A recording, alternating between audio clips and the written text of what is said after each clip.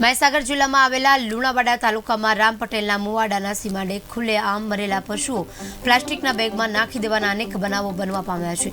ત્યારે નસીકપુરથી રામ પટેલના મુવાડાને જોડતો માર્ગ પર તેમજ કોતરના ખુલ્લેઆમ મરેલા પશુઓ નાખી દેતા આસપાસના વિસ્તારમાં કામ અર્થે આવતા ખેડૂતોને મુશ્કેલીનો સામનો કરવો પડે છે।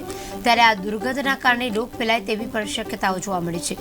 લોકોને અહીંથી પસાર થવું મુશ્કેલ બન્યું છે। ત્યારે વહેલી તકે આ સ્થળ પર તપાસ કરવા વિનંતી કહેવામાં આવ્યું છે। મહીસાગર જિલ્લાના લુણાવાડા તાલુકામાંથી એક પસાર થતા જે આપ સીધા દ્રશ્યો બતાવવાનો પ્રયત્ન કરીશ કે આ સતત પાણીનો પ્રવાહ વહેતું એક કોતર ગણી શકાય છે। ત્યારે આ કોતરની અંદર પશુપાલકો દ્વારા મરેલા પશુઓ પ્લાસ્ટિકના બેગમાં ભરીને પાણીના પ્રવાહમાં નાખી દેતા ગંદકીના દ્રશ્યો જોવા મળે છે। ત્યારે આસપાસના વિસ્તારમાં ખેડૂતો પોતાના કામ અર્થે આવતા હોય પોતાના ખેતરે ત્યારે કામગીરી કરવી મુશ્કેલ બની શકતી હોય છે। ત્યારે ઠેર ઠેર ખેડૂતોને પણ આ ગંદકીનો સામનો કરવો પડે છે। ત્યારે આ માર્ગ પર પસાર થતા રાહદારીઓ તેમજ વાહન ચાલકો માટે કૂતરાના ભયથી ઠેર ઠેર એક દ્રશ્યો જોવા મળે છે। ત્યારે કૂતરાઓ પણ ઠેર ઠેર વાહન ચાલકોને અકસ્માત થાય તેવી પણ ભીતિ જોવા મળે છે। ત્યારે તે ખુલ્લેઆમ કૂતરાઓ પણ